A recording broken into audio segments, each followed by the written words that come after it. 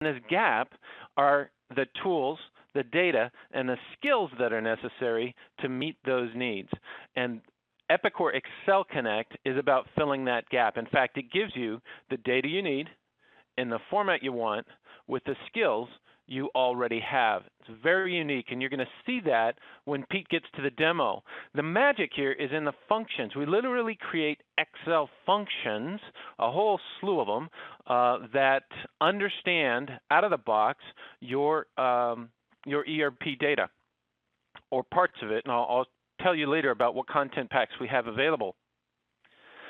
So imagine using functions like the ones I show on this screen, month-to-date net, and then parentheses. That looks like an Excel function, doesn't it? What would you expect to be in the parentheses? Well, things like year, period, currency, segments, reference codes, segment values, you know what I mean?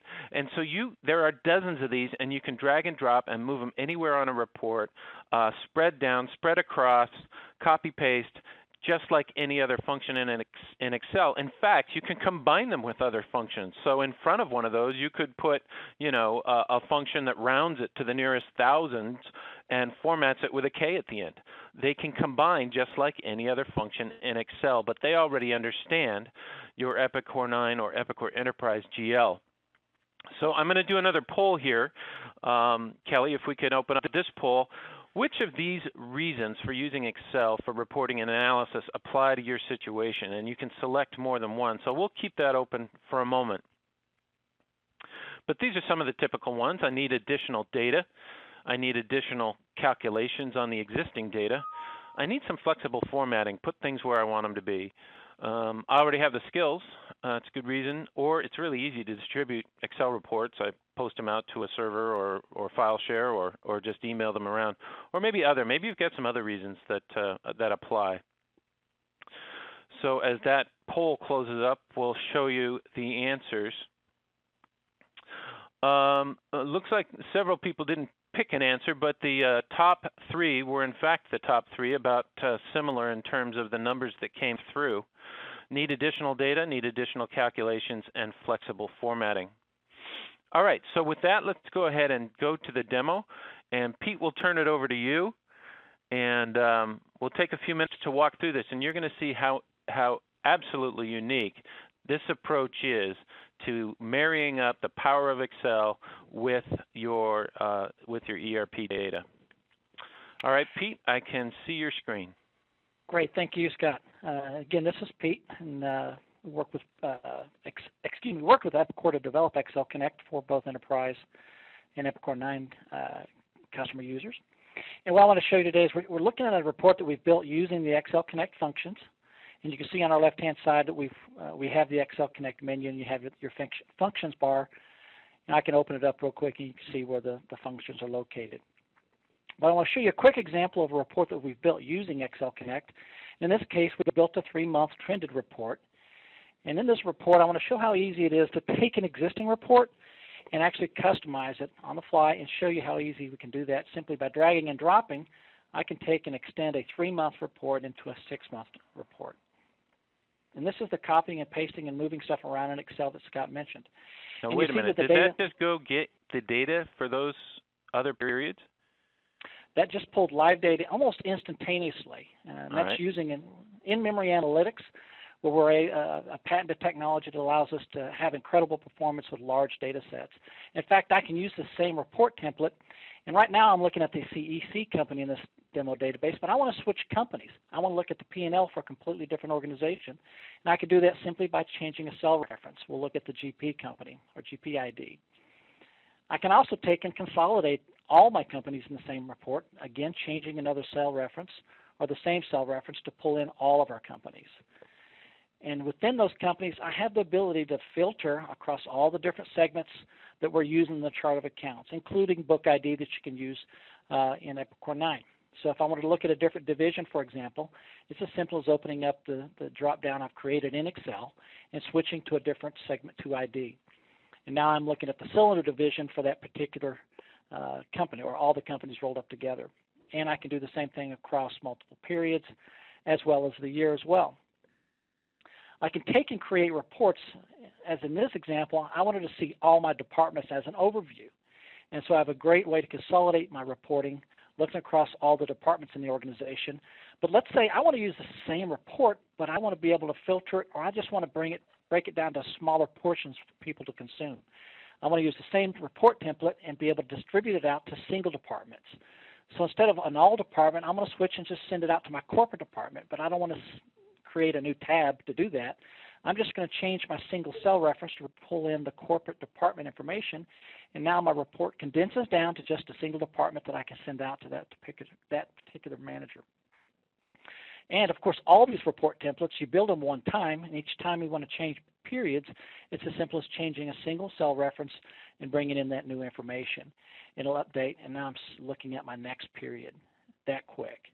Of course, as part of the GL content, we give you the ability to pull both budget data as well as actual data, but we can pull the data over multiple periods. Here I'm looking at an example of where I'm pulling data across 2008 year as well as a 2009. I'm looking at a 12-month trended report. I'm also showing you how easy it is to use Excel's native graphing and charting capabilities. So now I can combine Excel reports that are live connected to your database and have graphics that we can use just as native Excel. Of course, every cell in a report that you create using Excel Connect is live connected to the database, as we said, but we also have the ability to drill down to all the detail contained within. So if I want to go out and look at all the cost of sales, for example, our highest period here looks like period 12. So let's go in and drill down to the detail. I'll just look at period 2009. Here we go. To do that, it's as simple as right-clicking, and I've got the cut, copy, paste I'm used to seeing in Excel. And now I have the ability to drill down using our Excel Connect drill down. And here I have the ability, I can drill down to just the balances as a list or a pivot table, but I can also pull in the transactional detail as a list or a pivot table. Now I tend to start out at a pivot table because if we're dealing with large volumes of data, it's easier to slice and dice it. It's easier to deal with it in smaller portions. So when we did that, it went out and dynamically created a pivot table on the fly. I don't have to dump data and then try to create a pivot table on my own. We do that all automatically for you. And by the way, if you didn't see it, the little gray box that popped up for just a split second, that was the SQL call, pulling live data into your pivot table so that you know you're dealing with a single source of truth. So now I'm looking at all the accounts associated in my GL for cost of sales in this particular organization. And I'm looking at all the posting dates contained within. But now instead of just looking at the posted date, I want to pull in a little more detail. I want to bring in, for example, let's take a look at the descriptions associated with each one of these accounts. And so now under each account, I have a description of any of the entries that were made into my GL system. So I'm really getting down to some detail. And I've done this all from Excel, so I can do any of the things we want to do with Excel, including pivot chart, additional pivot chart capabilities. But I can also do some filtering, just like we did earlier in the reports, where I filtered by the different segments, like division and department.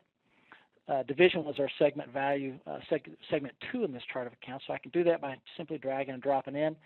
And now I've got all my cost of sales with detailed descriptions broken out by all the different divisions located within this organization. Oh, by the way, I did that all in Excel simply by drilling down on a single cell in my report. Yeah, Pete, powerful. Can I interrupt on that for a second? Go right ahead. I've had a lot of experience here, and this is really huge. It's turning things upside down because before, to get a pivot table at any level of summarization, whether it's the most summarized or drilled down to the lowest detail, you had to pull either by copy, paste, or export or query a football field size table into Excel just so that you could sum it all up and get the total with a pivot table. And so this turns it upside down. You started with, on your prior sheet, you started with a formula that gave you the summary, just in one cell, extremely lightweight. And then you said, you know what, now I want to drill down on that. Now give me the data I need for analyzing it in more detail. Totally upside down, and it really reduces the size and increases the speed of most of the spreadsheets that you'd be creating. And then, by the way, if you're the type that wants to see everything that you're bringing in, we give that ability. It's just pivot table functionality because the information is there. And this is where we talked about drilling down to a list or a pivot table. I tend to start in a pivot table because I can always get to that list by right-clicking and showing all the detail. And in our spreadsheet, it opens up another tab. And oh, by the way, there's every column of data that we're pulling for those accounts that we're bringing into your pivot table. And so I can tab to the right, and we can show all the different values and all the different information we're bringing in. So you have the ability to dissect it in smaller parts as a pivot table, all the way down to give me all the detail.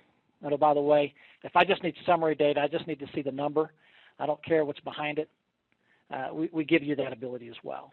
So we take a single report, and you can really do almost anything you want directly from Excel and get to the detail. And as I mentioned earlier, we give you the ability to also do actuals against budget data. You're storing your budgets in your Epicor database. You want to be able to report against those in Excel, against your actuals that are live connected. We're now giving you that ability. We can pull your current actual data, compare it against budget data. Oh, by the way, you want to pull prior year, you can still do that all in the same report. And because we're in Excel, I can do any type of Excel calculations I want to do. Here we're just doing a simple variance, but I've seen clients with our earlier product, our version 4 product with the enterprise solution, do some complex if-then if statements to really do some analysis on key performance indicators. And oh, by the way, you can do the same thing pulling year-to-date data and pull in prior, current, as well as budget information. And I had a great example just using a rolling budget and Excel functionality where I'm taking and bringing in the actuals and comparing against what the remaining periods are in my budget. And of course, we're just using Excel calculations to give us the summary. Of course, with a lot of solutions, and I've seen a lot of software demos myself, it's real easy to kind of get lost in how slick everything moves. Of course, the real question is how hard is it to take and recreate these? And from our polling question, we know that the individuals attending today's webinar, that we spend a lot of time in Excel building reports and analyzing data. We kept our tool 100% in Excel, and we want to show you how easy it is to actually build a report. So what I'm going to do now is I'm going to take and use one of our functions that we have on the left-hand side, and we're going to build out a report, and I'm going to build out a year-over-year analysis, a 3-month trended analysis across all my expenses listed here, and I'm going to do that in just a few minutes, no more than 5 for sure. And so I'm going to get started real quick and just start dragging and dropping because that's how easy it is. I'm going to use the month-to-date net. Of course, I can pull credits, debits, or unposted data as well. But for this particular example, we're just going to look at net change. So I'll do that simply by dragging and dropping into the first column or the first row. It's going to ask for parameters. Of course, this is where a lot of people start to get scared from the financial side. If you're not an IT guy and you don't know where all the data lives. But fortunately, we can use the Excel function editor. When I open that up, I'm going to move it over here just a second so you can see. To answer these questions, it's simple. I need to know what company I'm pulling data from, so we're just going to go up and click at the company we want to pull data for, and that's the CEC organization. Of course, I can filter by book ID, but if I leave it blank, it's just going to roll all my book IDs together. I can pull in the fiscal year, because I do need to know what year we're pulling data for. And each time I am anchoring these, I'm putting a $sign before and after, so when I copy the formula down across the rest of the sheet, everything stays where I'd like it to be. I'm going to add the fiscal period. Of course, I'm going to anchor it just a little differently, so I'm anchoring the row but not the column. So I'll put the $sign to the right. And of course, I can build summary level reports using the category, and those are still very powerful reports in that you can still drill down to all the detail like I showed you. Of course, I can pull any level of detail depending on how granular you want to get with the report. This particular example, I'm just going to pull the segment 1, which is our natural GL account, and I'm going to roll the segment 2, the division and department up. And I'll anchor it just like we did the fiscal period, except I'm going to anchor the columns but not the rows. And you can see now that it's already returning a value inside the spreadsheet that's showing what we're going to pull into the cell that we're looking at.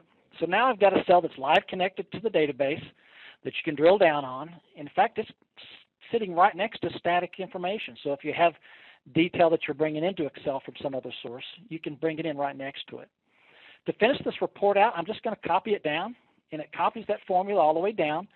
And I have a couple examples at the very bottom that I want to talk about. And this allows us to build reports that are lower maintenance. It means I don't have to go in and add columns or add rows every time that we add a new GL account. And I do this using some simple wildcards, for example. And in this example, I'm using a 79 asterisk, which would pull all 79,000 through 79,999 accounts into our miscellaneous. I also can give you the ability to do ranges, which would be 75,000 to 75,400, and of course a discrete list of items. This is 3 items. It could be as many items as you possibly wanted to roll up into one cell, certainly not limited to 3. The first one, the wildcard, because it's a single cell reference, I don't have to make any changes to pull data there, so it's simply already done. But for ranges and lists, I am going to go in and edit the formula, and that's as simple as clicking on the cell I want to edit, and I'm going to go in and use my Excel function editor. And when it's in, it pops up the same menu we had earlier, but instead of using a single cell reference, I'm going to highlight the range, which means I'm going to highlight 75,000 to 75,400. Now it's going to pull in that range of accounts for me, making it very simple to add a high-low range. Of course, as you might have guessed, to do the same thing with the list, instead of dragging across the 2 items, I simply need to drag across the 3 items. And I'll go down that and do it real quick here. And we'll add the 3 items.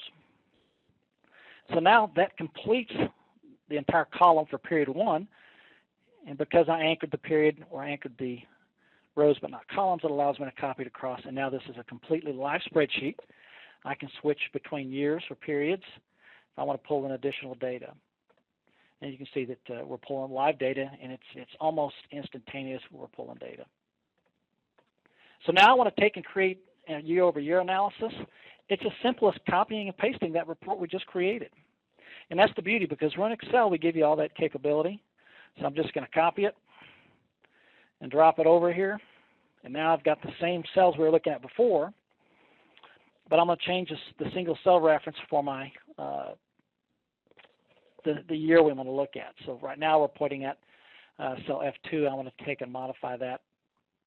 Instead of having it be 2009, I want it to always equal this value over in J. I added it instead of, there we go. So it'll be J, and I'll anchor it again. And of course, we just do some simple Excel. It's always going to, your year over year is always going to equal the current year minus 1. And so now to complete the report, I'm just going to drag down. And now that report's complete with the exception of the high-low ranges, which we have to edit the 2. I'll do that real quick, just so we have a complete report. And again, it's the same process of modifying the segment 1. Instead of pointing at a single account, we just point at the 2 ranges. And we'll do the same thing for our list. Instead of pointing at the 1 account, we'll point at 3 of them. So in just minutes, I went from a static sheet to a fully live connected report that's year-over-year analysis, all in one reporting template. So if I went to a different period, it'll pull in 2010 information as well as now the 2009 information. So I have a complete year-over-year analysis. So pretty powerful solution for the end user to be able to take and create their own reports. Of course, after we create the reports, we can always take and condense down and hide the areas where we've got the accounts. And I typically just do that with a quick grouping. So now I've got a nice clean report that's year over year that I have all the same interactivity I did before where we can right click and drill down. That's pretty much the time I had allotted. Scott, I'm going to let you take back control, and I know we're probably going to have a lot of questions now, and I look forward to answering those. Great. Thanks, Pete. Yeah, a few questions have come through, and we'll take a look at some of those and probably combine them up in just a second. Okay, so let me go through some of the questions that have come in. I've answered some of them so far, so let me take a few of them. Here's one that says, will this work with Office 2010, and are the files in the XML format? So we do know it works with Office 2010. The actual files that you produce can be saved in any format that an Excel file can be saved in. And Pete or Eric, I don't know if you have any other additional comment about XML file formatting